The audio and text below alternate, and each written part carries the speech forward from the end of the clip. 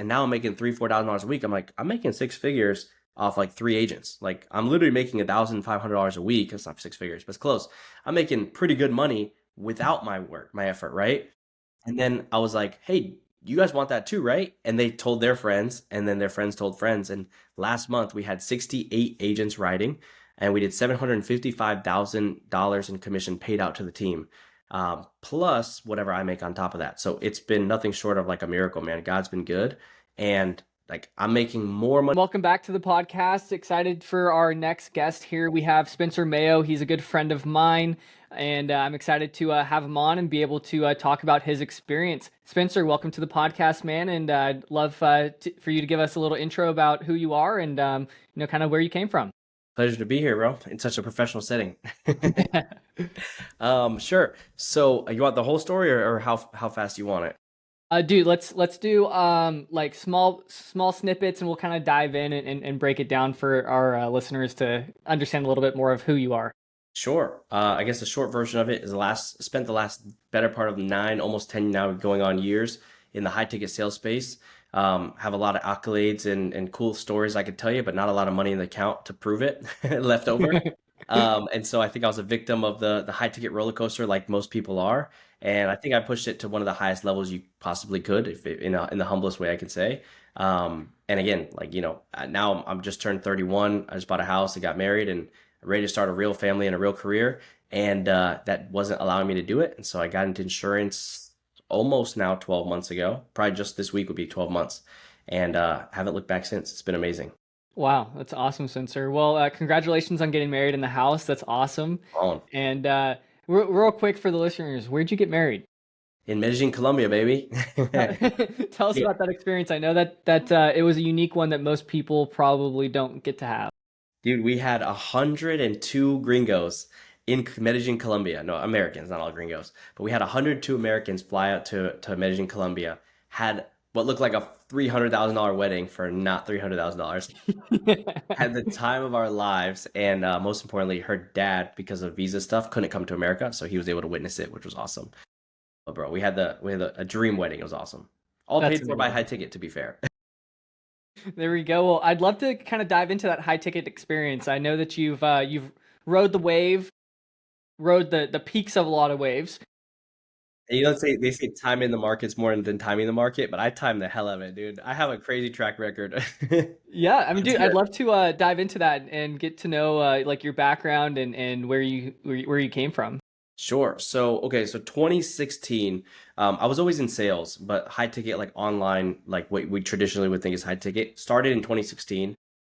I joined, I was a client first of Wealthy Coach Academy, if you guys know that, with Sterling Griffin. Changed names and owners a couple times, but it was like one of the OG like fitness coaching offers. I was into fitness, and I started selling fitness online. I was a personal trainer, and they taught me how to sell high ticket, which was $2,000 at the time. And you do a 90-day program for $2,000.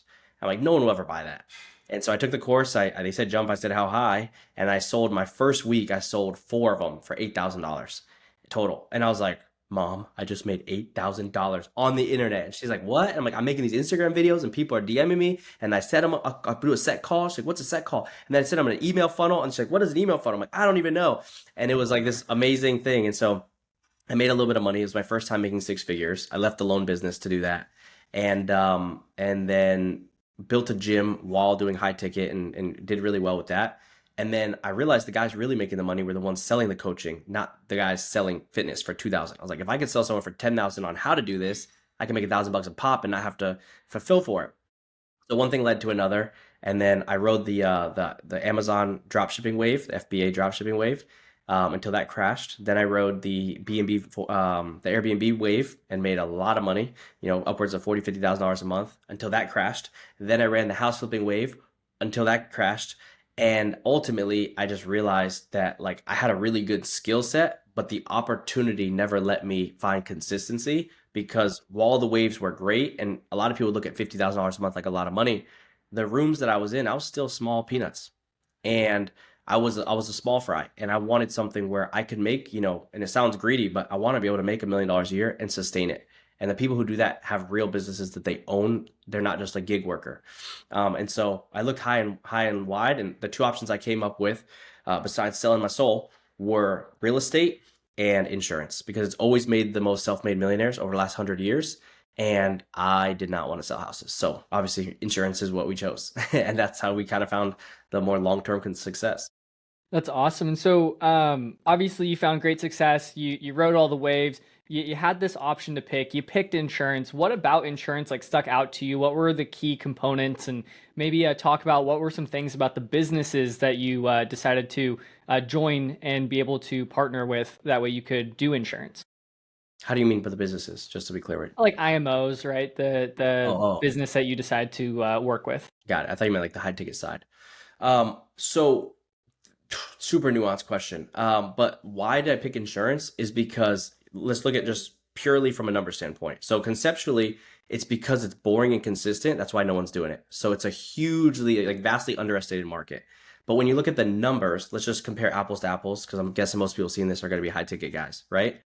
So say I get on the call with you and I do some identity reframes and I position you properly and I make you problem aware and then you give me objections and I reframe you and I loop you into oblivion and I help you reach this existential crisis where you realize that the way you've been making decisions was wrong this whole time. And now that you met Spencer this age, I'm going to do things differently and you've been challenged and I'm ready to take action, right? And refund, but that's a whole other thing. Um, right? Let's say I did all that and I extract $10,000 off your Amex that you just got approved for, right? He probably shouldn't have been. And I extract $10,000. What's my commission on that realistically? If I extract $10,000 and I'm a closer on a deal, probably, I don't know, 7%, 10%. Let's say without bonuses, a best case scenario, $1,000, right? I make $1,000 on $10,000 of leverage, right? In insurance, it's a very transactional sale, so it doesn't take as much skill, so you can duplicate it and teach it better. And so I had ran teams in the past. And so like teaching people how to close is a very difficult thing. And usually it's a losing endeavor for the companies because they're spending so much to get you leads.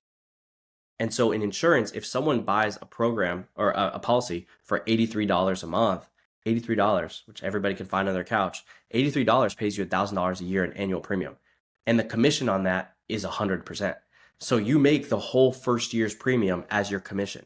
So I'm making $1,000 for what I used to have to extract $10,000. And like I've taken clients out for lunch, like, hey, listen, let's go to the Hard Rock. I'll take you out for dinner, like blah, blah, blah, blah, blah. And then they finally are like, okay, let's do it, right? Let's do a through pay payment plan. And I made like $300. With insurance, I meet someone 15 minutes later. They want the coverage. They need the coverage. They know who Aetna is. They know who Transamerica is. They know who United Home Life is. And I say, okay, let's do it. You're my agent. Boom, close the deal within 15 minutes. And $83 is a commission of $1,000. And the cool thing, unlike health insurance, because people get this confused, with life, you get 9 months of it advance. So that's $900 upfront and $300 on the back end, which is, I mean, it's just, you can't compete with it. Like you can't, it's just pound for pound. It's like built-in financing that will never change, never go away, never take money away from you, increase rates, disappear, none of that stuff. So long-term, it's just an easier way to make a living.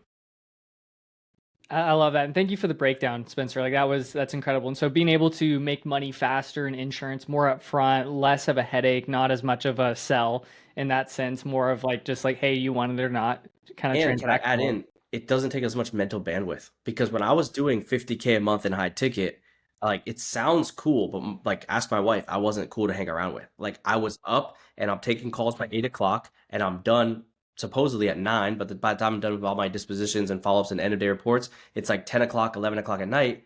And then a client from the West Coast calls me, says they're ready to go. I'm back on the phone. So I had no life 6 days a week. Here, we work 3, maybe 4 days a week. If you're an agent, if you're an agency owner, you never stop. But as an agent, you could work 3, 4 days a week and make multiple six figures. And very sustainable. You could do it for the next 50 years of your life. Like it's why it's made so many millionaires because it's a badass career. Yeah, absolutely. So tell us about your insurance journey. Like you got started 11-ish months ago, almost 12 months ago now.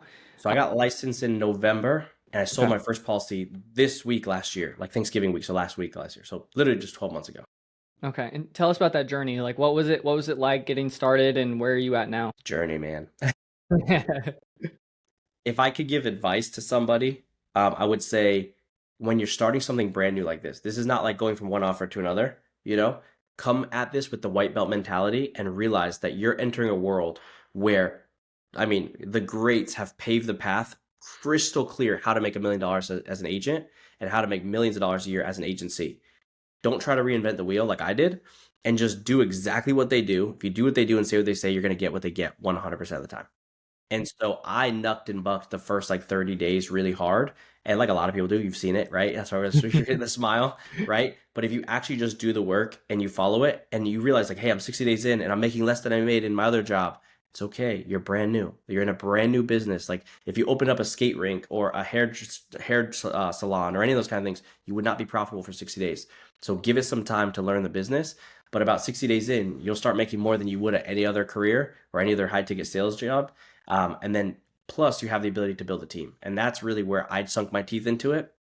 Because I was making good money, like $20,000, $30,000 a month in selling, and I was working hard and I'm waking up early and like I wasn't coasting by any means. And it wasn't until my first couple agents started writing deals. And I remember one of my agents, Brett, he wrote $5,000 for the week, and I high-fived him because he works with me at the house. And I said, dude, that's awesome. And I didn't think much of it until the check came in. I made a $500 override and I had no lead cost. I'd have to wake up to set the appointments. I'd have to close them. I don't know the client's name. And I'm like, I just made $500. I'm like, let me bring like two more people in just to cover my leads, you know? And so I brought a couple people in and they got licensed and they sold a couple policies. And now I'm making $3,000, $4,000 a week. I'm like, I'm making six figures off like three agents. Like I'm literally making $1,500 a week. It's not six figures, but it's close. I'm making pretty good money without my work, my effort, right? And then I was like, hey, you guys want that too, right? And they told their friends, and then their friends told friends. And last month we had 68 agents writing, and we did $755,000 in commission paid out to the team, plus whatever I make on top of that. So it's been nothing short of like a miracle, man. God's been good. And like I'm making more money now than I did at the peak of my like 1 month peak at high ticket every month. And I'd make that whether I showed up or not, which is a blessing. Wow. And so what does your day-to-day look like now? Like obviously like, you're not focused on writing because you have, 68 writers with you, but what does that day-to-day look like? I just like nap a lot and hang out. One day soon. So they say here's a quote that Josh Chris actually told me the other day. He said, "You make your first $100,000 a year writing business, learning the business. You make your first $1 million a year recruiting and teaching people what you learned, and you make your first $10 million on autopilot through systems." So I'm not to the point where I'm off autopilot yet by Yeah. any means, which is good. I mean, I think it keeps me like relatable, right? But I have a quote on my wall from Zig Ziglar, and it says, "You can have everything you want in life if you help enough people get what they want in life." And so most of my day is really just helping agents being hyper focused with what they need to do to get to the next rank advancement or promotion or whatever it might be. And so my day, like how I wake up, is literally like, how can I help my people get where they want to be? And I wish that was my full day, but like 90% of my actual day is like, Spencer, I need help. I got a deal. We're live. And it's like, because the insurance world is so regulated and most people don't actually know insurance like we do, most of my day is helping people with like the unfortunately the nuances of actually writing insurance and like doing right by the clients. And then when I'm not putting out fires, like it's, okay, how can I show up, and where my guys are in the weeds of it and they're just like writing policy all day, how do I help them build their team? How do I help them, perfect their lead strategy, or look over their numbers and see the things that they don't see? And really just being like in a coach perspective. And unfortunately, I'll be honest with you, I'm up at 8 o'clock every single day. If I'm not dialing, I'm not dialing, but if I'm not dialing, I'm on the phone literally nonstop till like 9 o'clock at night, 10 o'clock at night. But if you sacrifice 2 years where you really go hard like that, um, you know, I mean, I'll call my shot. I'll probably be doing like 200, 250 a month by mid this year, you know? So I Yeah. think it's worth it, never do it hard for 1 year to never like build it right, to never have to rebuild it again. It's a no-brainer to me. Yeah. And when you say build it right, like what are some foundations or like some cornerstones of building the proper business? Mm, dude, that's a great question. Was that written down or you just came up with that? That was off, good. off the dome. Yeah, Lee, you should consider being an interviewer full time. Um, I would say building leaders, because you could teach people sales, you could teach people the scripts, you could even recruit for people and teach them like how to recruit and all that kind of stuff. But when you develop people as an individual, what I would say is like most of what's made my business grow, besides like just doing the thing at face level, is like the relationships and the stickiness on the back end. They say people don't care how much you know until they know how much you care. Like if you genuinely just want to see people succeed, like my mission right now is in 10 years from the day I started insurance, 20 when I'm 41, so or 40, in 20, I should probably know the date. In 2035, I'm going to have 100 millionaires in my organization.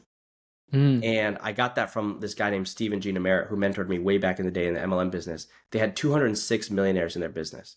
And I remember they used to always say that, like, oh, I have 206 millionaires. And then someone else hits that rank of million. They say, I have 207 millionaires in my business. I was like, that's crazy. Like, you are responsible for someone like generational change, right? Um, and a million's not as much as it used to be these days, but still, it's a cool thing to say. And yeah, so I'm focused on making 100 millionaires, and the only way to do that is to build people up, right? To build myself up, to work on personal development, to do the thing day in and day out, and then teach people from the front how to exactly how to do that, and overcoming really what is it's the mental hurdles, if I could be more clear, because what you need to do it is very simple. It's the mental hurdles that get in the way of people where they just believe. So helping people believe in themselves more than they already do, that's the key. Yeah, that's huge.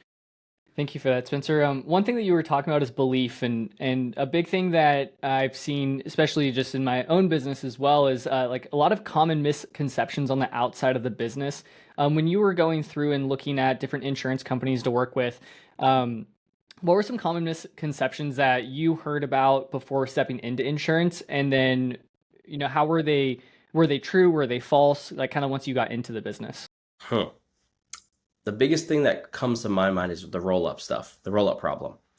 Um, I don't know who this podcast is really going to be mostly for, so I might just go into it if you're okay with it.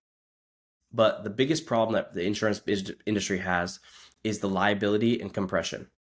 And so what people don't realize is I could get a better comp at another IMO. In fact, I can make my own IMO. Like, people don't realize that. Like sometimes you get talk to people who are like, well, how much comp can you give me? I'm like, if you want comp, oh, go make your own IMO. You know what I'm saying? Like, if you don't need, IMO stands for anyone who doesn't know, it's Independent Marketing Organization. So if you don't need an independent marketing organization, don't join our IMO. If you think you have a better way to do it. I mean, Josh, I won't say his name for the pod, but Josh, Kaysen, some of my guys, they had some of the biggest agencies in the world. Like Joel Kaplan's highlighted them and they've spoke on stages and that kind of stuff. And they don't run their own Facebook ads because our marketing's so good. Like, the key to Unitrust is that we have the best leads. Like, hands down, I've had leaders at other companies try to cross recruit us, or we get into arguments and talk back and forth. And they'll literally start by saying, hey, like, the olive branches, we know you have the best leads, but we have better comp, blah, blah, blah, blah. It's like, dude, the leads are the lifeblood of the business. The second thing is, like, if your marketing organization isn't marketing, that's a problem. So, like, yeah, I'll leave it at that, right? If you have a 3-letter IMO and it doesn't market, you're probably in the wrong spot. And if you're broke every single month, even though your AP's up, you wonder why.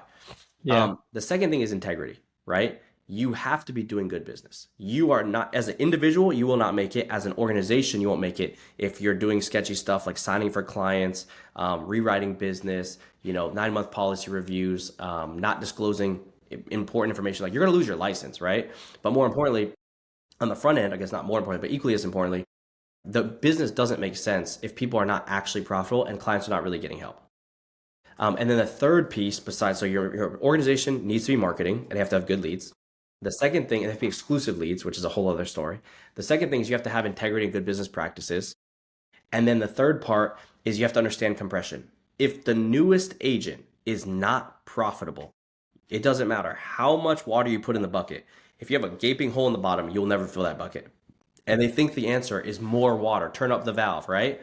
And so the problem that people run into is they have new agents on a 70% starting comp because they don't know up from down in insurance, and the lead cost is too high, so they can't actually purchase leads and be profitable. Even if they were amazing at a 70% comp, they would be losing money.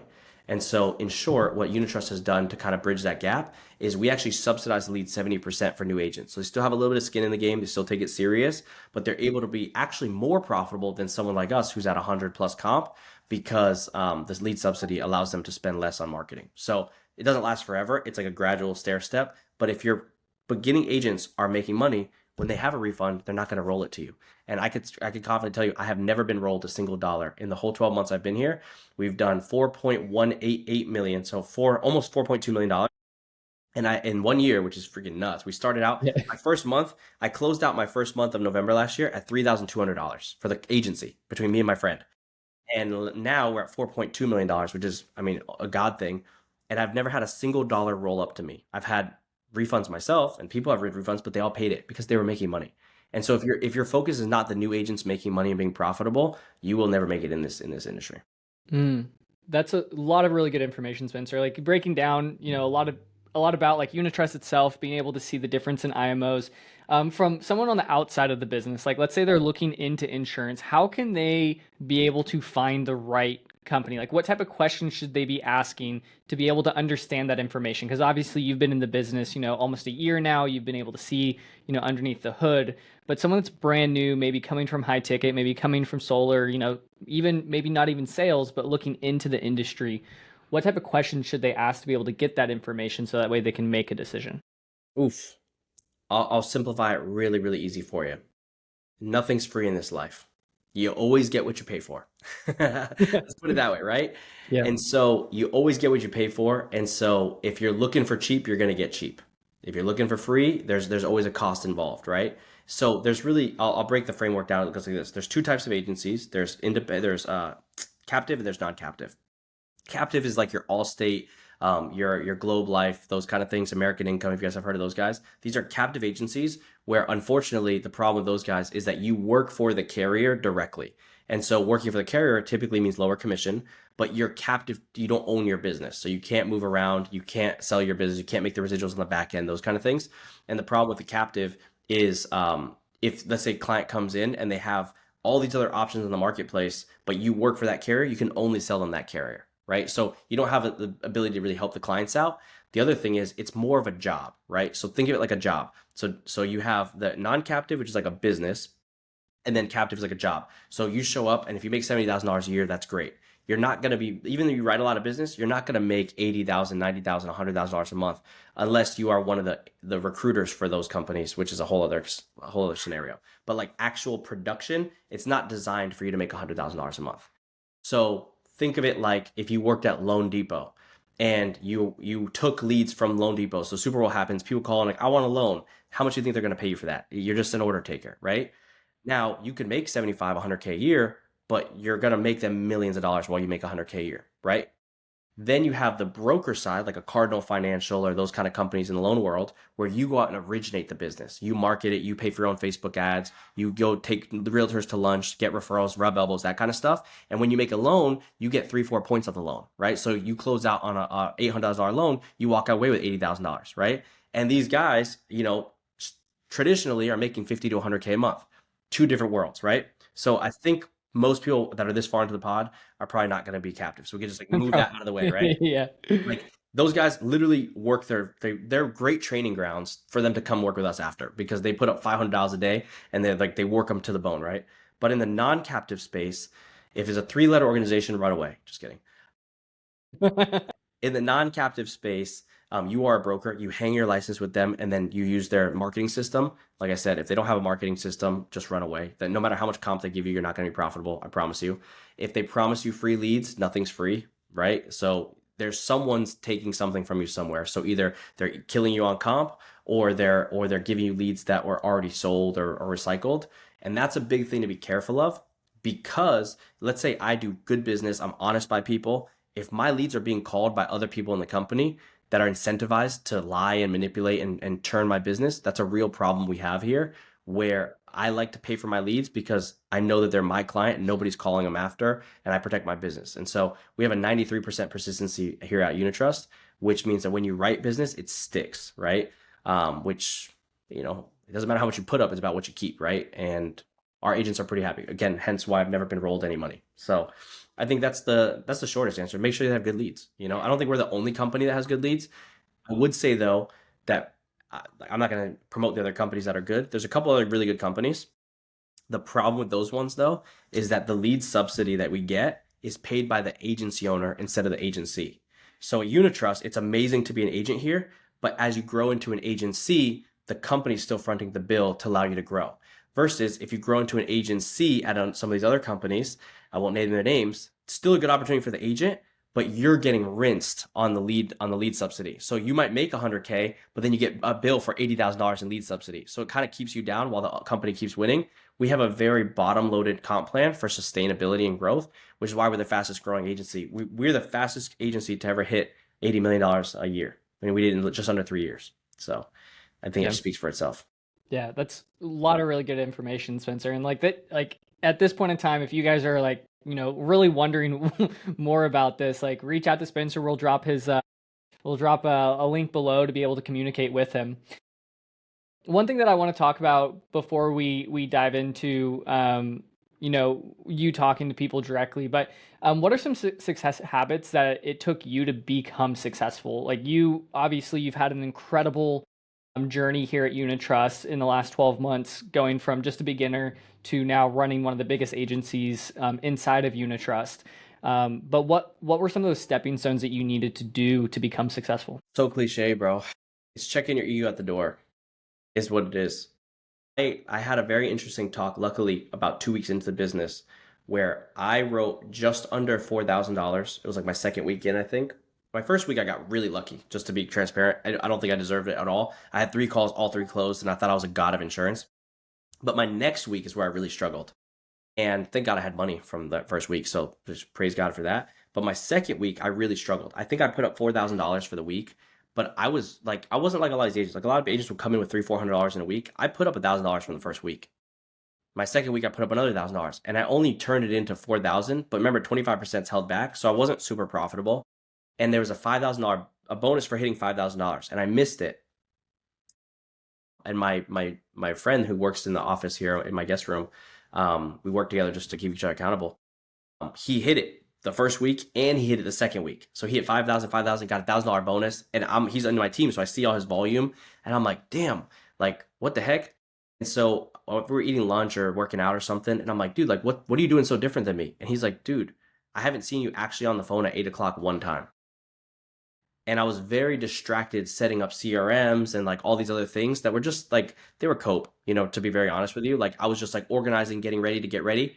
And what I realized was I had a lot of success in a different sector, and I wanted it to translate here so bad. But I didn't want to come here and humble myself and be like, hey, it's okay to be bad. And I think a lot of guys who had a lot of success elsewhere, they haven't failed in a long time. And so they forget what it feels like to like just be bad at something. And so I was like, didn't want to fail so bad that I was like not doing anything, and I wasn't taking massive action like I normally do. And so it was about 2 weeks in, and I was like, okay, that's it. And then I started ripping the phones, and boom, started turning to money. And it was like, literally, I'm glad I went through that, because so many people I've seen go through the same like little, we call it the insurance gauntlet, right? Where it's like, before we talk about your close rate, before we talk about your objection handling, before we talk about your show up rate, let me ask you a question. How many actually hours did you work this week? And they say, we look back at it, we look at their schedule, because you show me someone's schedule, I can show you your income, I can show you your future. And then I say, now this McDonald's worker who made $500 this week, he worked harder than you. Yes or no? Like, okay, so do you have any questions? No. All right, let's get back to work. Right? Like it's very, very cut and dry. And I'm glad I went through that myself, because I needed to hear that, right? Versus like just coming from the top down. And it's really helped the agency grow. But yeah, the thing is, I wasn't doing the inputs it takes. Like when I was doing what I was good at before, I didn't have a day where I did less than $300. I didn't have a day where I didn't put in 12-hour days. But I was at my computer watching YouTube and dreaming and doing all this other stuff, but I wasn't actually working nearly 4 or 5 hours a day. And so I think that was the biggest kicker for me, that, and like not working out in the middle of the day. I think it's a huge thing. A lot of agents do that. They roll out of bed, they work for a little bit, they do the company meeting, they eat, then they work out, and it's like, dude, the day's gone. It's like, wake up early. If you want to work out, you don't have to work out. I'm not like a big morning routine person. Like I don't care if you cold plunge, but if you're gonna work out, just do it before you work, and then get to work. Yeah, that's huge. At this point in time, if there's like anyone here that maybe is interested but doesn't know like the next steps, how can they get in touch with you? What are some last words that you have for them? Last words. I would say if you looked at my calendar, well, my calendar is very unorganized these days, but if you looked at my life, like if you were a fly on the wall and you saw how much I'm working, and then you saw me a year ago and you saw how much I've grown and how much harder I work now, you'd be like, what's in this guy's coffee? And I think that people grossly underestimate like the power of, first of all, personal development, the power of goal setting. Like a lot of stuff that we've learned in our early days, we kind of forgot about. Like I'm going to Date with Destiny. Like I was going to go with you, remember? I'm going on Friday, and I'm investing a lot of time, a lot of money and those kind of things into that stuff, because people don't realize like it all comes down to belief system. And when you truly, truly believe, because you find the credible sources, you ask the questions, you leave no stone unturned, and you realize like, hey, this actually is what it is. It actually is what they say it is. Like I can actually do what I want to do. When you truly believe at like a high level like that, it's very easy to work hard. Like the way I explain it is like if I had a stack a hay a pile of hay, right? A big pile of hay. And I said, "Hey, there's a needle in here, and if you find it, I give you $1 million." Right? There's one level of belief. Now, situation number two, same question, but I show you the $1 million and I say it's yours. Thank you, Annie. And then I say option number three, I show you the needle and the $1 million and I throw it in the haystack and I mix it up and I show you it's not in my hands. You're way more likely to work harder and longer in option three because you know that you know that you know that it exists. Because if I just said, hey, there's a needle in there might not be a needle. And I'm going to pay you $1 million. My money might not be real. He might not even pay me. And so when the going gets hard, which it will, that's when we give up, right? You've all seen that meme of like the guy digging for gold and he's feet away from it. It's in that moment that your belief system matters. And if you could protect that, like you'll be successful in anything. And I think people see how much work we do and they think like, oh, I could never do that. Trust me, if you knew that you knew that you knew that your family's family would be made right forever based on what you do in 2026, you would work harder than even I do. But your lack of belief is the thing holding you back. And the key here, and this is why I bring all this up, is some things are taught and others are caught. And if you want to catch things, you got to be around the fire.